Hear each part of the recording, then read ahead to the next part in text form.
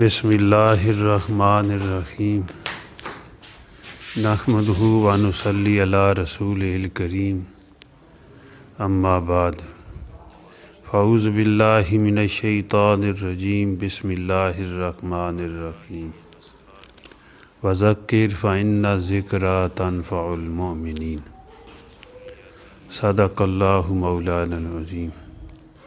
سب درود شریف پڑھ لیں۔ اللہم صلی علی محمد وعلی آل محمد کما صلیت علی ابراہیم وعلی آل ابراہیم انک حمید مجید۔ اللہم بارک علی محمد وعلی آل محمد کما بارکت علی ابراہیم وعلی آل ابراہیم انک حمید مجید۔ یا رب صلی وسلم دائما ابدا علی حبیبک خیر الخلق کلہم۔ اللہ اکبر۔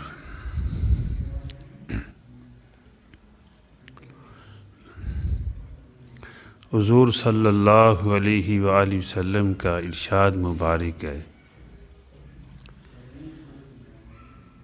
کہ 10 مرتبہ اگر سورہ اخلاص پڑھ لی جائے، قل هو اللہ احد اللہ صمد لم یلد ولم یولد ولم یکن لہ کفوا احد، تو اس کے لیے جنت میں محل بن جاتا ہے۔ اگر کوئی سورہ اخلاص یعنی قل هو اللہ احد اللہ صمد لم یلد ولم یولد ولم یکن لہ کفوا احد 3 مرتبہ پڑھے تو قرآن پاک کی تلاوت کا ثواب ملتا ہے، ختم قرآن کا ثواب ملتا ہے۔ اللہ جل جلالہ اس سورت کی اتنی بڑی فضیلت رکھی ہے، اور احادیث مبارکہ سے یہ بات ملتی ہے کہ سورہ فاتحہ اور سورہ اخلاص یہ ایک مرتبہ پڑھ لی جائے تو پورے قرآن پاک پڑھنے کا ثواب ملتا ہے۔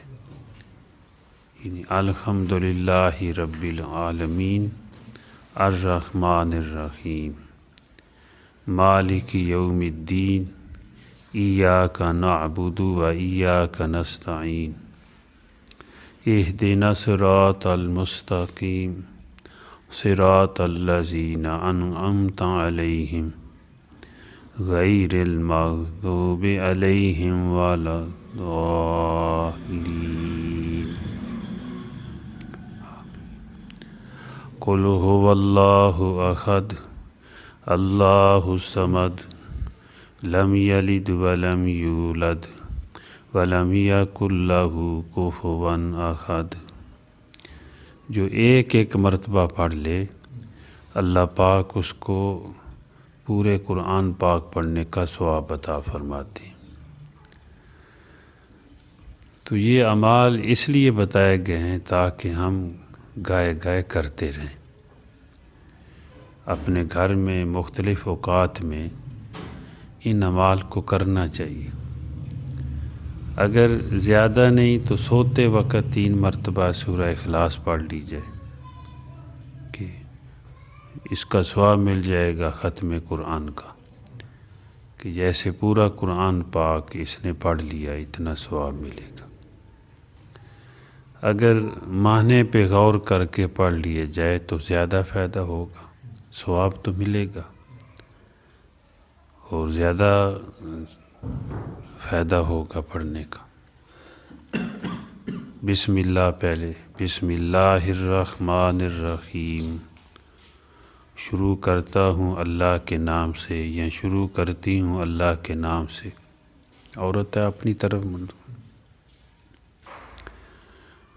جو بڑا مہربان نہایت رحم کرنے والا ہے۔ الحمدللہ رب العالمین، تمام تعریفیں اللہ کے لیے ہیں جو سارے جہانوں کا پالنے والا ہے، جو سارے جہانوں کا پروردگار ہے۔ پروردگار بھی پالنے والے کو کہتے ہیں، جو سارے جہانوں کا رب ہے، رب بھی کہتے ہیں پالنے والے کو، لیکن بڑے پیار کے ساتھ پالتا ہے۔ چھوٹا سا بچہ ہوتا ہے، اللہ پاک اس کو پالتے ہیں تدریجاً، آہستہ آہستہ اس کو اللہ پاک پالتے ہیں، لیکن یہ نہیں یکدم بڑا کر دیا۔ پلنے والے کو پتہ ہی نہیں ہوتا، تھوڑا تھوڑا بڑھتا جاتا ہے، عمر بڑھتی جاتی ہے، جسم بھی بڑھتا جاتا ہے۔ الحمدللہ رب العالمین، تمام تعریفیں اللہ کے لیے ہیں جو سارے جہانوں کا پالنے والا ہے۔ الرحمن الرحیم، بڑا مہربان ہے، نہایت رحم کرنے والا ہے۔ ہمارے ایک بزرگ ہوئے ہیں حضرت مولانا عبداللہ بہلوی رحمۃ اللہ علیہ، وہ اس کا ترجمہ یوں فرماتے تھے، مرادی ترجمہ، الرحمن الرحیم، رحمان اس کو کہتے ہیں، رحمان اس کو کہتے ہیں جس سے مانگا جائے تو خوش ہوتا ہے، اور رحیم اس کو کہتے ہیں جس سے نہ مانگا جائے تو وہ ناراض ہوتا ہے۔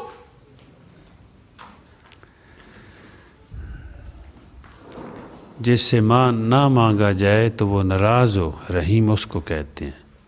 الرحمن الرحیم، بڑا مہربان اور نہایت رحم کرنے والا ہے۔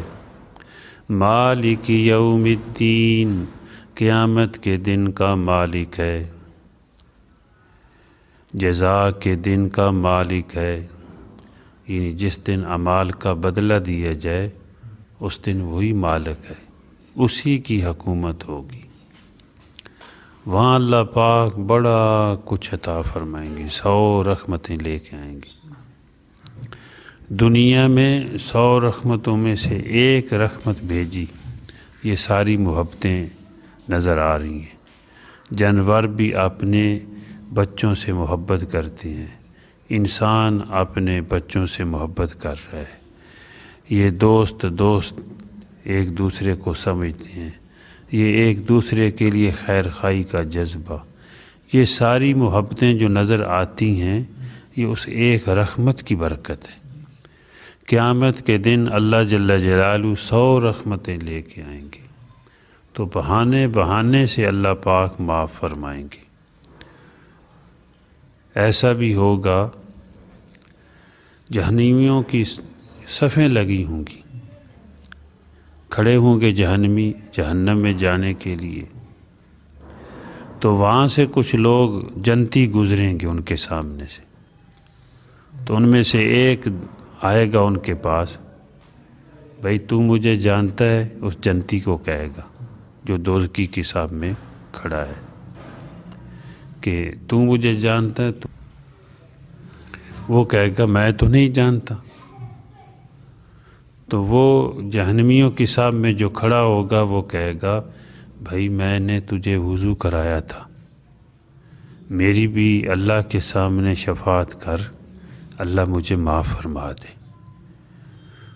تو وہ اللہ کے سامنے جو ہے درخواست کرے گا، شفاعت کرے گا، اے اللہ اس نے مجھے دنیا میں وضو کرایا تھا۔ اللہ پاک فرمائیں گے چلو اس کو بھی جنت میں لے جا۔ یعنی مالک یوم الدین، مالک ہے قیامت کے دن کا، جزا کے دن کا، بدلے کا دن کا۔ اللہ پاک اس طرح بھی معاف فرما دیں گے کہ ایک آدمی کو اللہ پاک لوگوں کے سامنے بلائیں گے، اس کے سامنے اس کے اعمال نامہ کا دفتر جو ہے، وہ کتابیں جس پہ لکھی ہوں گی، 99 دفتر، 99 بڑی بڑی کتابیں جس پر اس کے گناہ لکھے ہوئے ہوں گے، اور وہ اتنی بڑی کتابیں اگر کھول دی جائیں تو زمین آسمان نیچے آ جائے، اتنے اس نے گناہ کیے ہوئے ہوں گے، 99 دفتر کہتے ہیں کتاب میں بڑی کتابوں کو، جو تو 99 دفتر گناہوں سے اس کے بھرے ہوئے ہوں گے، یعنی لکھے ہوئے ہوا۔ تو اللہ پاک اس آدمی سے پوچھے گا، اچھا بتا یہ تو نے گناہ کیے ہیں؟ یا اللہ کیے ہیں۔ کوئی عذر تیرے پاس؟ جی کوئی عذر نہیں، یا اللہ گناہ کرتا رہا ہوں۔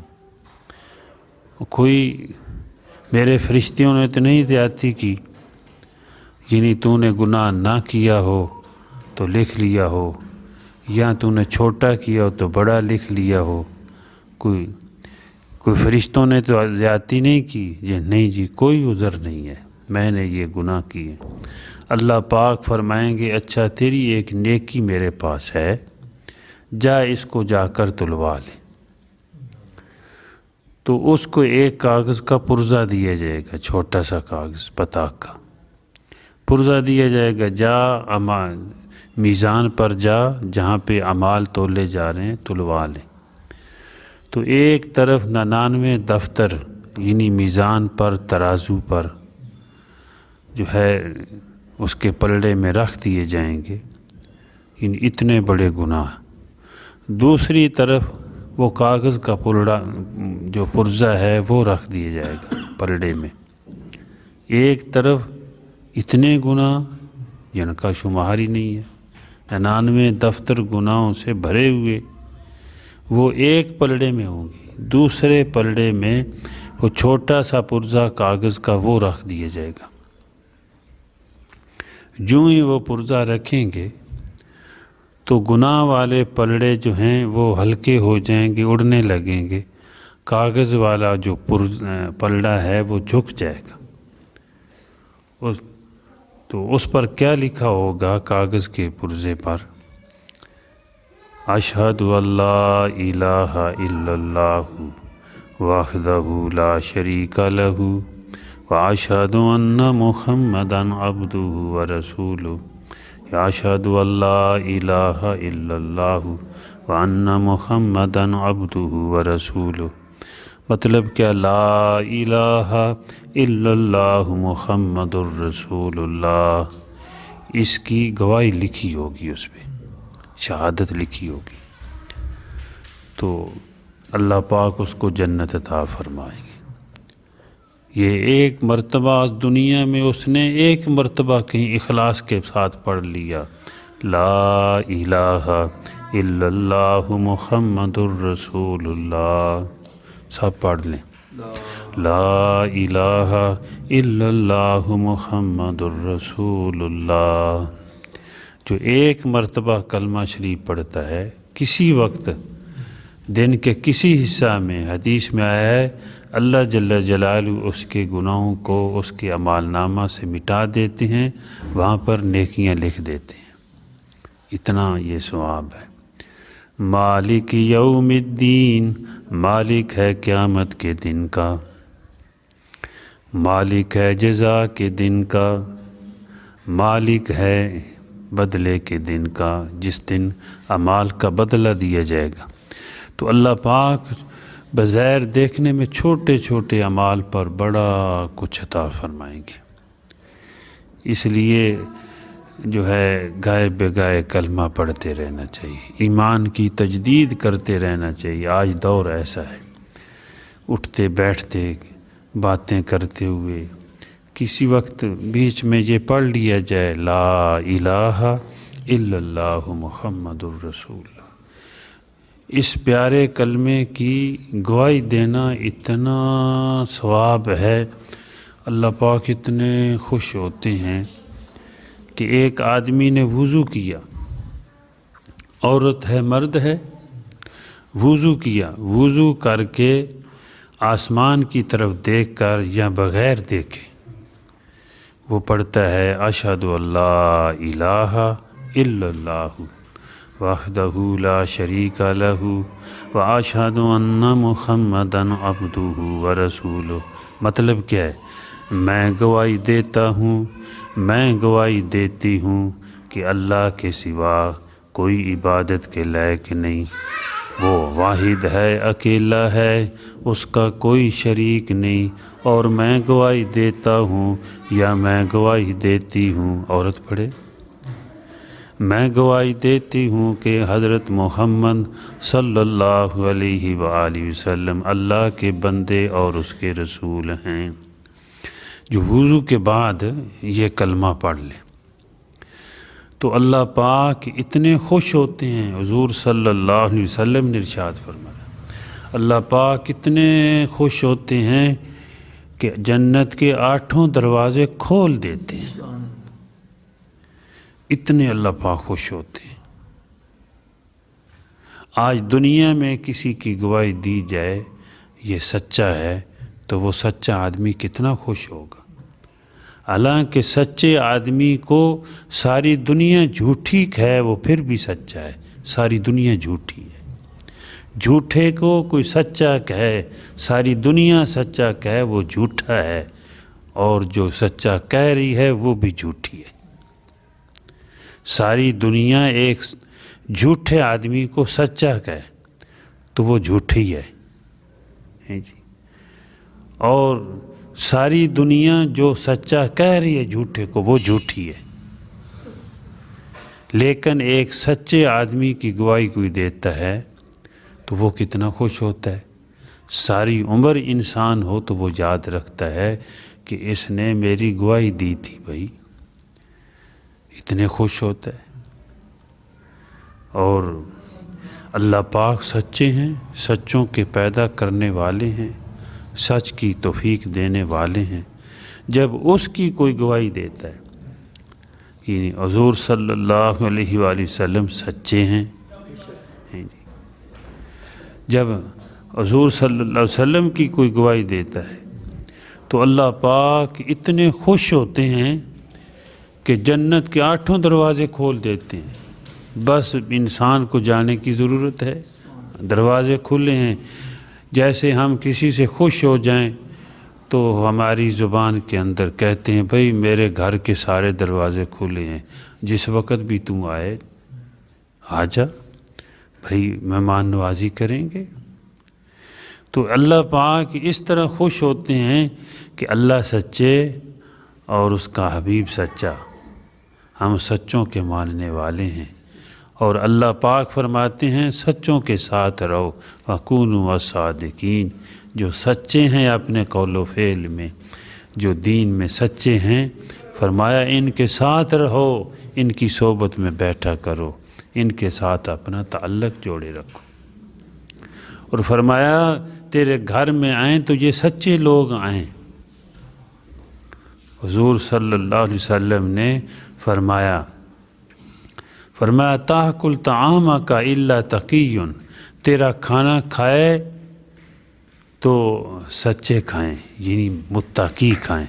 متقی کون؟ الصادقین، اس سے مراد کون ہے؟ المتقین، یعنی سچے لوگ۔ تیرے گھر میں آئیں تو سچے لوگ متقی آئیں کھانا کھانے کے لیے۔ مطلب کیا ہے کہ دعوت کیا کرو لیکن ان لوگوں کی جو دین والے ہیں، جو تقوی والے ہیں، جو اللہ والے ہیں، جو اللہ کے پیارے ہیں، جن کو آپ دین والا سمجھتے ہیں، جو سچے ہیں، ان کو اپنے گھروں میں یعنی کہ دعوت دو۔ یعنی عام جھوٹے آدمی کو اگر متکبر کو دعوت گھر میں دیں گے تو وہ تکبر چھوڑ کے جائے گا، جھوٹ بولے گا۔ لیکن یہ آپ صلی اللہ علیہ وسلم نے یہ جو بات سمجھائی ہے کہ تیرے گھر میں آئے کھانا کھانے کے لیے تو دعوت کرے تو کسی متقی کی کرے، اللہ والے کی کرے۔ جب وہ کھائے گا تو بسم اللہ پڑھے گا، جب کھا کر یعنی کہ ختم کرے گا، کھانے کے بعد پھر دعا پڑھے گا، دعا دے گا، جو اس سے قوت حاصل ہوگی کھانے سے اس کے ساتھ عبادت کرے گا، ثواب تجھے بھی ملے گا۔ اور گھر میں آئے گا تو اتنی دیر نیک صحبت حاصل ہوگی، نیک لوگ گھر میں آئیں گے، بچوں کا تعلق نیک لوگوں کے ساتھ ہوگا تو اس سے بچے بھی دین والے بنیں گے، ادب والے بنیں گے، وہ ادب سکھائیں گے۔ اگر متقی لوگ گھر نہ آئے، کسی ایسے ویسے کے کھانے پکاتے رہے، کھلاتے رہے، تو جو ہے ظاہر بات ہے وہ گناہوں کی باتیں کریں گے، وہ کبر والی باتیں کریں گے، وہی جو کچھ ان کے پاس ہے وہی چھوڑ کر جائیں گے۔ لیکن یہ ہے کہ بچوں کا تعلق ان کے ساتھ ہوگا، اور بے نمازیوں کی دعوت کریں گے، بے نمازی بے دین آئیں گے تو وہ ایسے ہی نہیں کہ پھر بچے بھی ان کے ساتھ ان کا تعلق ہوگا، ایسے ہی ہوں گے۔ جیسی صحبت ہو انسان ایسا عمل کرتا ہے۔ شیخ سعدی رحمۃ اللہ علیہ یا اور کوئی بزرگ فرماتے ہیں کہ ایک آدمی کا بچہ بیر جنگل میں رہتا تھا، اونٹ چراتا تھا۔ تو ایک دن گھر میں آیا تو اس کے والدین آپس میں لڑ رہے تھے، تو اس نے کہا بھائی چپ کرو، نہ لڑو۔ وہ چھوڑ نہیں رہے تھے، لڑ رہے ہیں۔ تو اس بچے نے ڈنڈا پکڑا، والد کے سر میں مارا، وہ مر گیا۔ کیس ہو گیا قاضی کے پاس، اس کو پکڑ کر لے گئے۔ قاضی صاحب نے پوچھا کیوں مارا ہے والد کو؟ کہنے لگا جی میں جنگل میں رہتا ہوں، اونٹ چراتا ہوں، وہاں دو اونٹ آپس میں لڑ جائیں تو میں چھڑاتا ہوں، نہ چھوڑیں تو میں سر میں وہ کان کے قریب ڈنڈا مارتا ہوں تو وہ چھوڑ دیتے ہیں، تو میں نے ایسی کیا ہے کہ وہ نہیں چھوڑ رہے تھے، آپس میں لڑ رہے تھے، وہ مر گیا ہے۔ تو قاضی نے کہا کہ بچے کا گناہ نہیں ہے، اس کے والدین کا گناہ ہے، جیسے ماحول میں رہا ایسے ہی اس نے کیا۔ اب میں بعض بچوں کو دیکھتا ہوں، وہ چھوٹے ہیں، بعض دفعہ عمر وغیرہ جی تو وہ جوتے سیدھے کر رہے ہوتے ہیں، کئی مرتبہ ایک ماحول دیکھا نا جوتے سیدھے کر دیں۔ تو جیسے آدمی ماحول میں ہو ایسا وہ اثر لیتا ہے۔ جب گھروں کے اندر متقی لوگ آئیں گے، باادب آئیں گے تو بچے بھی ادب سیکھیں گے، دین والے بنیں گے۔ اگر بچے بے دین ماحول ان کو دیں گے، گھروں میں بے دین لوگ آئیں گے، گھروں میں غلط چیزیں ہوں گی تو بھائی وہ بھی ایسی بنیں گے۔ اس لیے آپ صلی اللہ علیہ وسلم نے فرمایا کہ تاکل طعام کا الا تقی، تیرا کھانا کھائے تو متقی کھائے۔ ایک حدیث میں آیا تیرے گھر میں آئے تو متقی آئے، مطلب کیا؟ ایسے ویسوں کو گھر میں بھی نہ لاؤ۔ آپ صلی اللہ علیہ وسلم کی یہ تعلیم ہے، تیرے گھر میں آئے تو متقی آئے، مطلب کیا؟ متقی آئے گا تقوی چھوڑ کے جائے گا، تم بھی متقی بنیں گے، یعنی کہ اللہ کا ڈر یعنی کہ پیدا ہوگا۔ اگر ایسا ویسا آئے گا تو بھائی وہ بے دینی کی باتیں کرے گا، وہ تو بچوں کو بھی خراب کرے گا۔ آج اللہ معاف فرمائے، آج تو پھر بھائی دنیا ایک ہوئی پڑی ہے، اللہ پاک حفاظت فرمائے۔ تو بہرحال اللہ پاک قیامت کے دن جو ہے بہانے سے معاف فرمائیں گے۔ مالک یوم الدین، مالک ہے قیامت کے دن کا، مالک ہے جزا کے دن کا، مالک ہے بدلے کے دن کا۔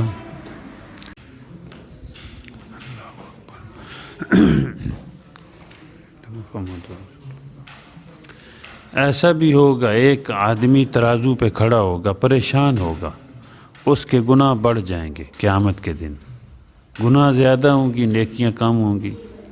ایک حسین و جمیل شخصیت آئے گی، ہستی آئے گی، وہ کاغذ کا پردہ رکھے گی اس کی نیکیوں کے پلڑے میں، تو نیکیوں کا پلہ بھاری ہو جائے گا۔ تو وہ جو جس کا اعمال تولے جا رہے ہیں تو ان سے وہ ہستی کہے گی تو مجھے جانتا ہے؟ وہ کہتے نہیں، آپ ہیں تو بڑے حسین و جمیل، بہت اچھے ہیں، تعریف کرنے لگے گا، میں جانتا نہیں ہوں۔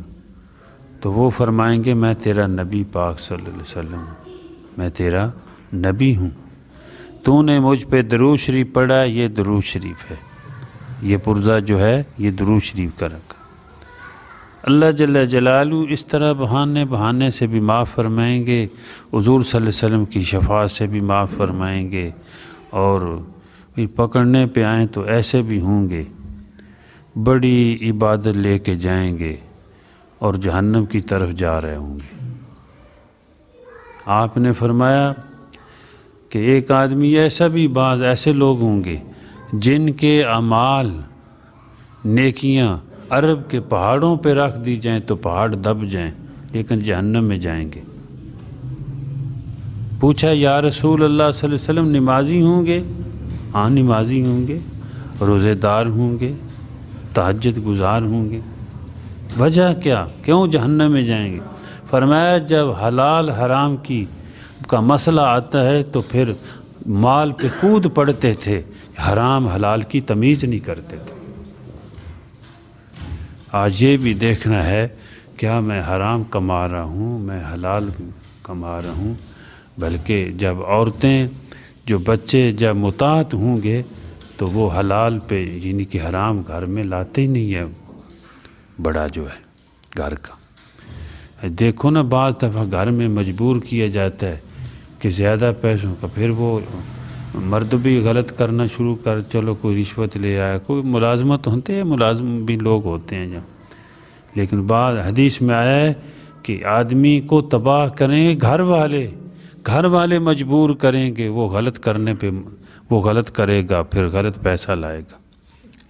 لیکن فرمایا کہ یہ حرام اور حلال کی تمیز نہ کرنے والا کل اتنے اعمال لے کے جائے گا لیکن جہنم کی طرف لے چلا جائے گا، اس لیے کہ حرام حلال کی تمیز نہیں کرتا تھا۔ اس لیے حلال کی تھوڑی بھی اس میں برکت ہے اور اس پر شکر کیا جائے، اپنے گھروں کے اندر اللہ کی نعمتیں استعمال کر کے شکر کیا جائے۔ شکر کرنے والا جو ہے اللہ کو پسند ہے، اللہ اس کی نعمتوں کو بڑھاتے ہیں۔ ایک دوسرے کی قدر ہو، چھوٹے بڑے کی قدر اور چھوٹے بڑے کا ادب اور محبت شفقت ہو۔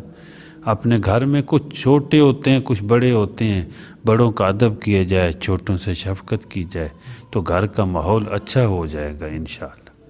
بات وہی کرنی ہے لیکن طریقے سے سمجھا لی جائے یا مشورہ کر لیا جائے، تو جو مشورہ طے ہو جائے اس کو مان لیا جائے۔ یہ نہیں میں نے یہ کہا تھا تم یہ کہہ رہے نہیں، اگر بڑے نے مشورہ کو دیا ہے، وہ زندگی کی راہوں سے گزرا ہوا ہے تو اس پہ صبر و تحمل سے کام کیا جائے۔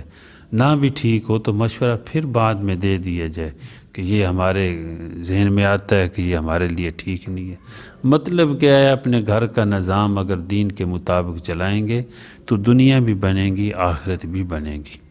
تو اللہ پاک فرماتے ہیں مالک یوم الدین ایاک نعبد و ایاک نستعین، ہم تیری ہی عبادت کرتے ہیں اور تجھ ہی سے مدد مانگتے ہیں۔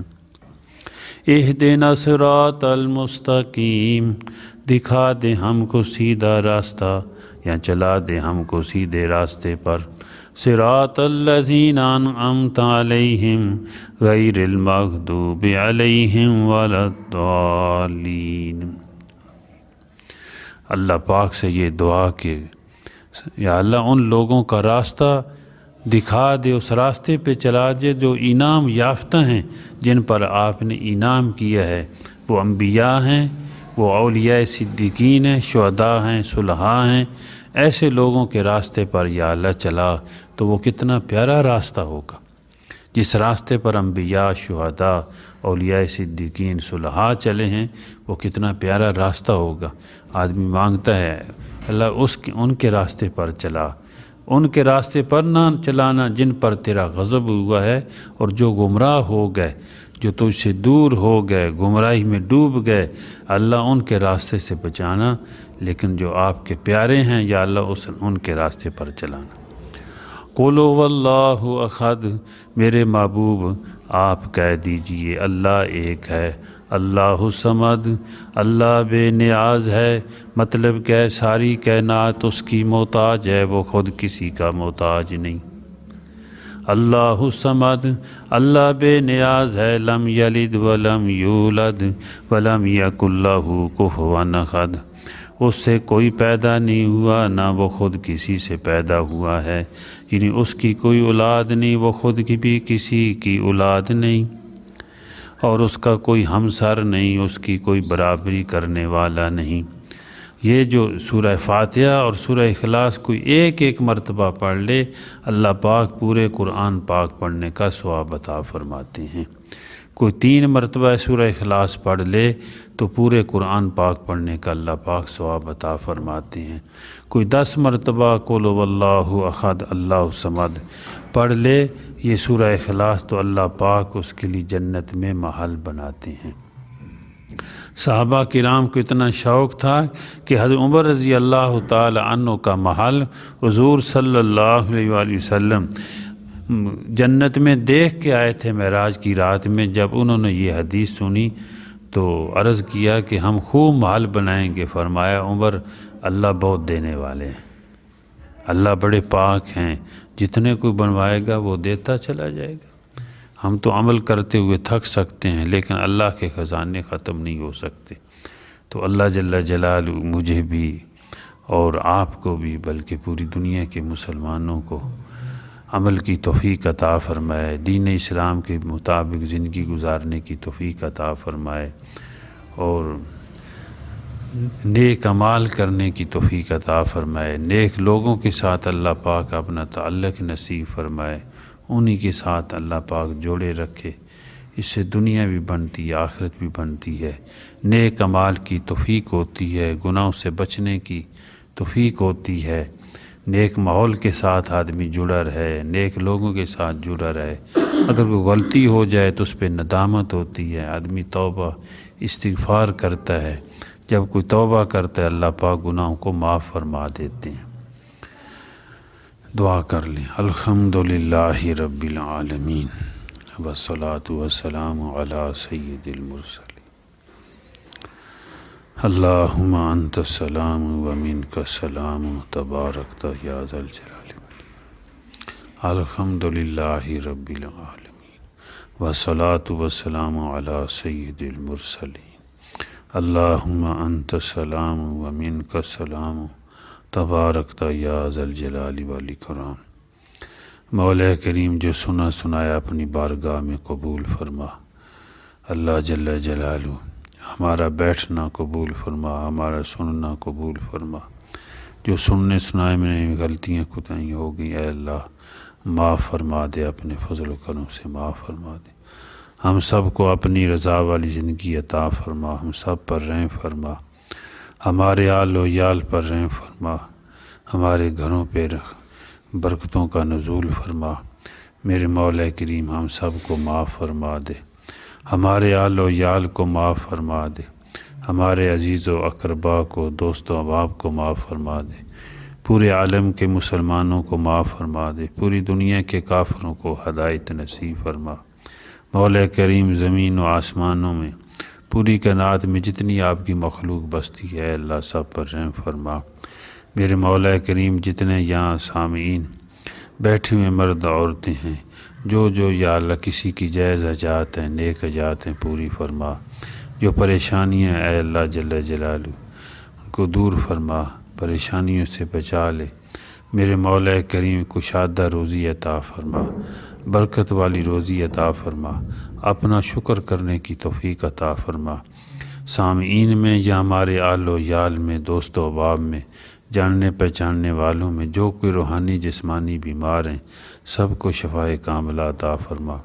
مولا کریم کرم فرما، فضل فرما۔ مولا کریم کرم کا، فضل کا، آسانی کا، سلامتی کا، عافیت اور خیریت کا اور برکت کا معاملہ فرما۔ اس گھر میں خیر و برکت فرما، جو ان کی جائز حاجات ہیں، نیک حاجات ہیں پوری فرما، جو پریشانیاں دور فرما۔ مولا کریم ان کو بھی برکت والی روزی عطا فرما، کسی کا محتاج نہ کرنا۔ اپنی اے اللہ جہاں نیک مجلس ہوتی ہے اور حضور صلی اللہ علیہ وسلم نے جو فضائل بیان فرمائے ہیں، اے اللہ اس گھر کو بھی جتنے یہاں شریک ہوئے ہیں یا اللہ سب کو وہ فضائل، وہ اس نعمتوں سے نواز دیجیے، ان انعامات سے نواز دیجیے جو آپ کے محبوب نے بیان فرمایا صلی اللہ علیہ وسلم۔ ربنا تقبل منا انک انت السمیع العلیم۔ مولا کریم جو کچھ مانگا ہے وہ بھی عطا فرما، اور جو مانگنا چاہیے تھا نہیں مانگ سکے وہ بھی عطا فرما، جو یہاں بیٹھنے میں، دعا کرنے میں، سننے سنانے میں جو ہم سے غلطیاں ہوئی ہیں، مولا کریم درگزر فرما، معاف فرما دے۔ استغفر اللہ، استغفر اللہ، استغفر اللہ۔ سبحان ربک رب العزت عما یصفون وسلام علی المرسلین والحمد للہ رب العالمین۔ ربنا تقبل منا انک انت السمیع العلیم۔ صلی اللہ تعالی علی خیر خلق محمد وعلی آلہ وصحبہ وآل بیتہ اجمعین، آمین یا رب العالمین۔